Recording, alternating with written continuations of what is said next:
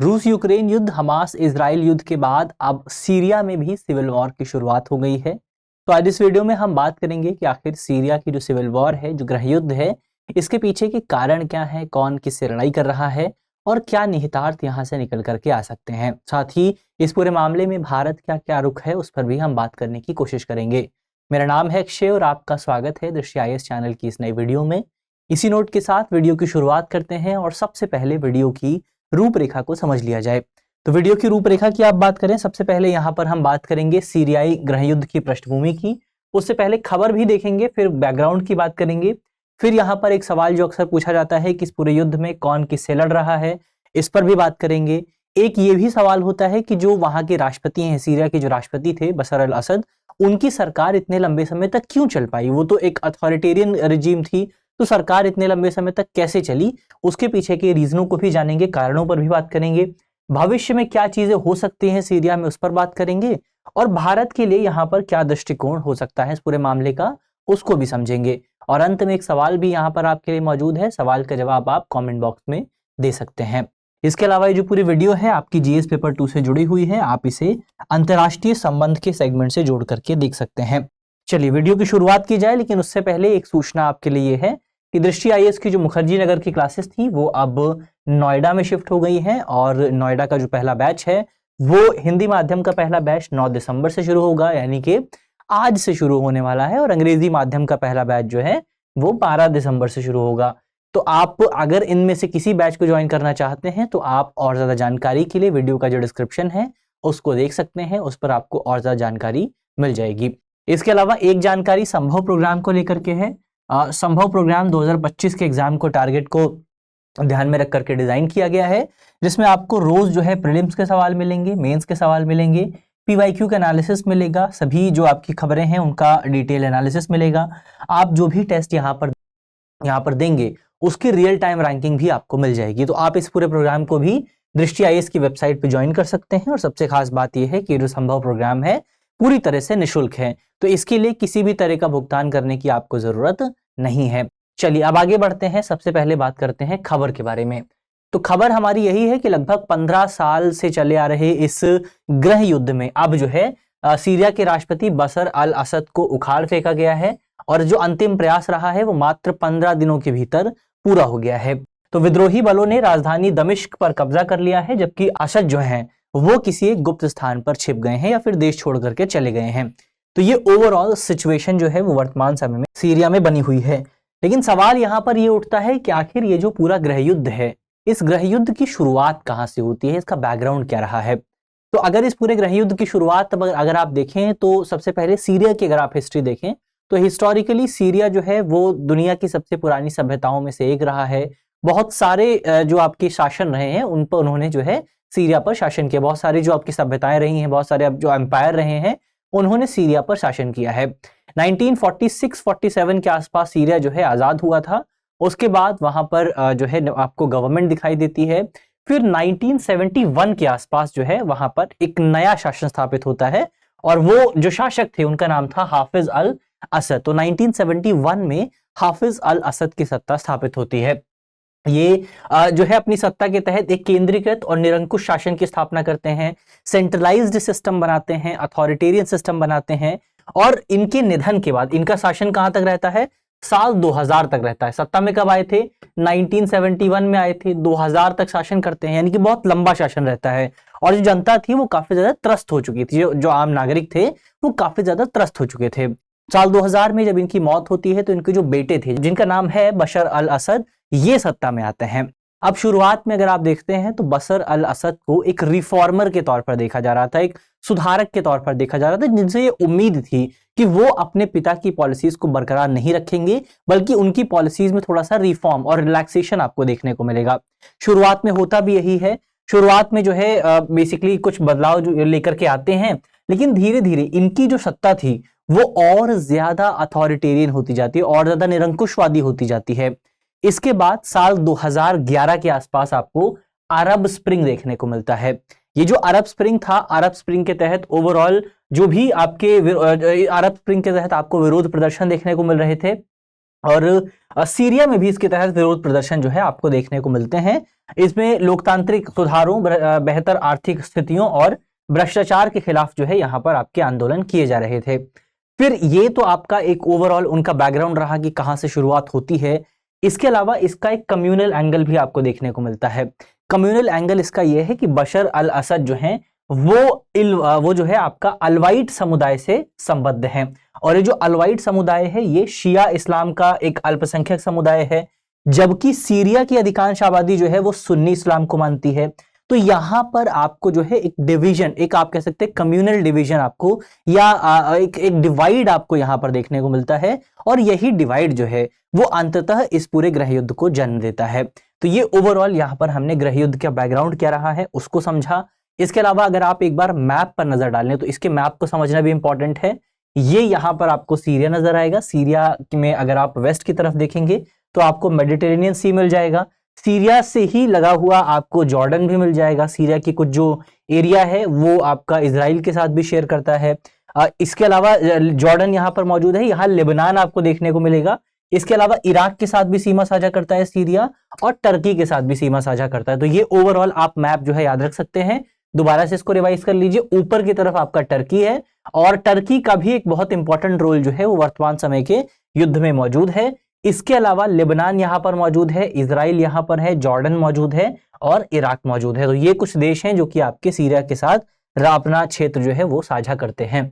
अब इस पूरे युद्ध की अगर आप बात करें, इस पूरे युद्ध जो वर्तमान समय में वॉर चल रही है, इसमें कौन किसका समर्थन कर रहा है उसको अगर आप देखें तो असद के समर्थन में कौन खड़े हैं, यानी कि बशर अल असद जो हैं, जो वर्तमान राष्ट्रपति हैं, उनके समर्थन में कौन है? तो रूस, ईरान और हिजबुल्लाह जो हैं वो बशर अल असद के समर्थन में खड़े होते हुए आपको नजर आ जाएंगे, जिसमें मिलिट्री सहायता और एयर स्ट्राइक और ग्राउंड फोर्स सपोर्ट जो है वो आपको इन तीन एलिमेंट्स की ओर से देखने को मिलता है। रूस ने 2015 से असद को हवाई समर्थन प्रदान किया, जबकि ईरान ने मिलिशियाओं को भेजा, और हिजबुल्लाह ने असद की सेनाओं के साथ मिलकर के युद्ध लड़ा है। तो तीनों, असद को कौन समर्थन देता है? रूस समर्थन करता है, ईरान समर्थन करता है, और हिजबुल्लाह समर्थन करता है। फिर अगर आप विदेशी हस्तक्षेपों की बात करें तो संयुक्त राज्य अमेरिका और तुर्की ने विभिन्न जो आपके विद्रोही गुट थे उनका समर्थन किया है। हालांकि अमेरिका का ध्यान जो है आईएसआईएस को हराने और कुर्दों की सहायता करने पर है। और अगर अमेरिका यहां पर कुर्दों की सहायता कर रहा है, और कुर्दों का विरोध कौन कर रहा है?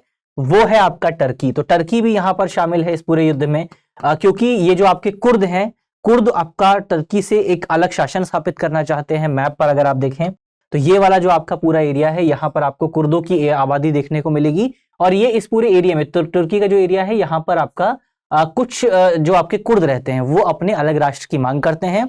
कुछ कुर्द आपके सीरिया में भी रहते हैं, तो इनको मिलाकर के एक अलग कुर्द जो है देश बनाने की बात की जाती है, कुर्दिस्तान बनाने की बात की जाती है। लेकिन तुर्की जो है इसका विरोध करता है, जबकि अमेरिका इसका समर्थन करता है। तो ये ओवरऑल एक इक्वेशन यहां पर आपको फंसती हुई नजर आ रही है। इसके अलावा एक सवाल ये भी उठता है कि आखिर ये शासन लंबे समय तक बना किस तरह से रहा है? तो बशर अल असद जो है उनकी सरकार को हटाने का ये पहला प्रयास नहीं था, इससे पहले भी प्रयास किया गया था। 2015 में भी जो बशर अल असद की सरकार थी वो लगभग गिरने के कगार पर थी, लेकिन उस समय ईरान और रूस की ओर से बशर अल असद को समर्थन दिया गया था। जो रूस था उसने एयर स्ट्राइक के माध्यम से सहायता की थी, और ईरान ने जो है वो अपना ग्राउंड फोर्स भेजी थी। तो इस तरह से उनकी सरकार को बचाया गया था। असद की रणनीति की बात करें, वो किस तरह की पॉलिसी अपनाते रहे हैं, तो वर्षों से शासन में है। हमने देखा साल 2000 में उनको सत्ता प्राप्त हुई थी, और अब 2024 आ चुका है। आप कह सकते हैं तकरीबन 25 सालों से जो है शासन में मौजूद है, 24-25 सालों से शासन में है। और इनका शासन जो है वो बहुत ज्यादा अथॉरिटेरियन माना जाता है। बहुत ज्यादा जो है बेसिकली यहाँ पर इन्होंने अपने शासन को बनाए रखने के लिए क्रूर उपायों का इस्तेमाल किया है। इसीलिए आप देखेंगे कि बहुत ज्यादा असंतोष आपको बशर अल असद के खिलाफ सीरिया की राजनीति में देखने को मिल जाता है। तो ये ओवरऑल इतना लंबा शासन कैसे चला उसकी हमने बात की। अब यहाँ पर भविष्य क्या हो सकता है उसको अगर आप देखें तो बशर अल असद का पतन जो है वो सीरियाई गृहयुद्ध के अंत के तौर पर तो बिल्कुल भी नहीं देखा जाएगा। यहां से सीरिया का गृहयुद्ध समाप्त नहीं हुआ है। अभी भी बहुत सारे पक्ष हैं जो कि इस पूरे गृहयुद्ध में शामिल हैं। बशर अल असद के पतन को केवल सीरिया के गृहयुद्ध के एक नए अध्याय के तौर पर देखा जा सकता है। यहां से मोड़ जरूर बदल सकता है, लेकिन यहां से आपका गृहयुद्ध समाप्त नहीं होने वाला है। तो ये बात तो फिक्स हो जाती है आपकी। इसके अलावा अभी भी बहुत सारे गुट हैं, जैसे HTS हो गया, SDF हो गया, और भी बहुत सारे ग्रुप यहाँ पर मौजूद हैं जो कि संघर्ष कर रहे हैं। इसके अलावा सांप्रदायिक उग्रवाद का खतरा अभी भी बना हुआ है। एचटीएस ने हाल ही के वर्षों में अल्पसंख्यकों के लिए अधिक सहनशील रुख अपनाया है, फिर भी उसके अलकायदा अतीत को देखते हुए कई लोग डरते हैं कि सीरिया मध्य पूर्व की तरह अफगानिस्तान में बदल सकता है। यानी कि अगर आप देखिए वर्तमान समय में जो शासन स्थापित हुआ है वो एचटीएस का स्थापित हुआ है। इन्होंने बशर अल असद की सरकार को गिरा दिया है। और जब आप एचटीएस की बात करते हैं तो इनको जो है इनका इतिहास कहीं ना कहीं अलकायदा से जुड़ा हुआ बताया जाता है, और अलकायदा जो है वो अल्पसंख्यकों के खिलाफ बहुत सख्त रुख अपनाता था। तो कई लोगों को ये डर है कि जब एचटीएस सत्ता में आता है, जब उसका शासन स्थापित होता है, तो इस दौरान भी जो अल्पसंख्यक हैं उनके साथ आपको खराब तरह का व्यवहार देखने को मिल सकता है। तो एक ही खतरा यहाँ पर बना ही हुआ है। अंतर्राष्ट्रीय प्रभाव की अगर आप बात करें, रूस, ईरान और अन्य जो क्षेत्रीय शक्तियां हैं वो सीरिया में अपनी रणनीतिक रुचियों यानी कि स्ट्रैटेजिक इंपॉर्टेंस को देखते हुए सक्रिय बनी रहेंगी, भले ही बशर अल असद शासन में ना रहे। हमने देखा कि ईरान और रूस हमेशा से, या आप हिजबुल्लाह की भी बात करें तो ये हमेशा से जो बशर अल असद की सरकार है उसका समर्थन करते रहे हैं। लेकिन अब बशर अल असद नहीं है, लेकिन इसके बावजूद भी ये कहा जा सकता है कि रूस और ईरान जो है वो यहाँ से बाहर नहीं होने वाले हैं, क्योंकि उनके स्ट्रैटेजिक इंटरेस्ट जो है वो यहाँ पर मौजूद हैं। तुर्की भी यहाँ पर मौजूद रहेगा, क्योंकि तुर्की के भी स्ट्रैटेजिक इंटरेस्ट यहाँ पर बने हुए हैं। तो अभी ये पूरा गृह युद्ध समाप्त नहीं हुआ है। आप ये कह सकते हैं कि गृह युद्ध में ओवरऑल एक नया चैप्टर आपको देखने को मिल सकता है। अब भारत के प्रति दृष्टिकोण की बात करें तो ऐतिहासिक तौर पर अगर आप देखें तो बशर अल असद के शासन में सीरिया और भारत के संबंध जो हैं वो कंपैरेटिवली ठीक बने हुए थे, मित्रवत संबंध आपको देखने को मिल रहे थे। सीरिया भारत के लिए मध्य पूर्व के एक महत्वपूर्ण भागीदार के तौर पर सामने आता है। एक जो मध्य पूर्व है आपका, जो सेंट्रल एशिया है, उसमें सीरिया भारत का एक इंपॉर्टेंट पार्टनर है। ये पार्टनरशिप ऐतिहासिक तौर पर भी है, हिस्टोरिकली भी हमारे अच्छे रिलेशंस रहे हैं, और कल्चरली भी अगर आप देखें तो हमारे अच्छे रिलेशंस आपको नजर आ जाएंगे। अगर आप डेवलपमेंटल कोऑपरेशन की बात करें तो भारत की ओर से सीरिया को काफी ज्यादा सहायता दी गई है, ताकि लगातार लंबे समय से जो युद्ध चला आ रहा है उस युद्ध की वजह से सीरिया को जो नुकसान हुआ है उस नुकसान की भरपाई की जा सके।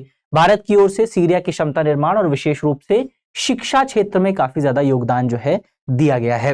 अगर मौजूदा युद्ध में बात करें आप, मौजूदा युद्ध में जो भारत की पॉलिसी रही है वो न्यूट्रलिटी की पॉलिसी रही है, तटस्थता जो है वो भारत ने बरकरार रखी है। तो युद्ध के बावजूद भी भारत ने तटस्थ रुख बरकरार रखा है और संघर्ष के शांतिपूर्वक समाधान की आवश्यकता पर बल दिया है। इसके अलावा भारत सरकार की ओर से भारतीय नागरिकों को एडवाइजरी भी जारी की गई है, जिसमें कहा गया है कि जितने जल्दी समय में भारतीय नागरिक सीरिया को छोड़ देंगे उतना उनके लिए बेहतर होने वाला है। तो ये एडवाइजरी बेसिकली यहाँ पर सरकार की तरफ से जारी की गई है। तो ओवरऑल आप कह सकते हैं कि यहाँ पर सीरिया और भारत के संबंध अच्छे रहे हैं। भारत ने इस पूरे युद्ध को लेकर के एक न्यूट्रल स्टैंड अपनाया है, और अब देखना होगा कि सरकार यहाँ पर किस तरह से अपनी पॉलिसी को डिजाइन करती है नए इक्वेशंस को देखते हुए। तो ये ओवरऑल हमने भारत के दृष्टिकोण को समझा। अब अंत में यहाँ पर एक सवाल आपके लिए मौजूद है, जिस सवाल का जवाब आप कॉमेंट बॉक्स में दे सकते हैं।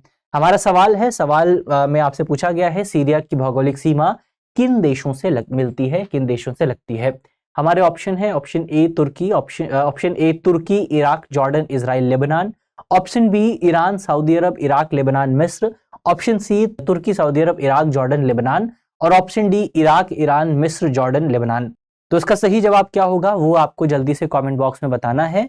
और मुझे उम्मीद है कि इस वीडियो में हमने जितने भी इंपॉर्टेंट टॉपिक्स पे चर्चा की है वो आपको समझ में आए होंगे। अगर वीडियो आपको अच्छी लगी है तो वीडियो को लाइक कीजिएगा, शेयर कीजिएगा अपने दोस्तों के साथ। मिलते हैं आपसे अगली वीडियो में, तब तक के लिए अपना ख्याल रखिए, ध्यान रखिए, पढ़ते रहिए। धन्यवाद।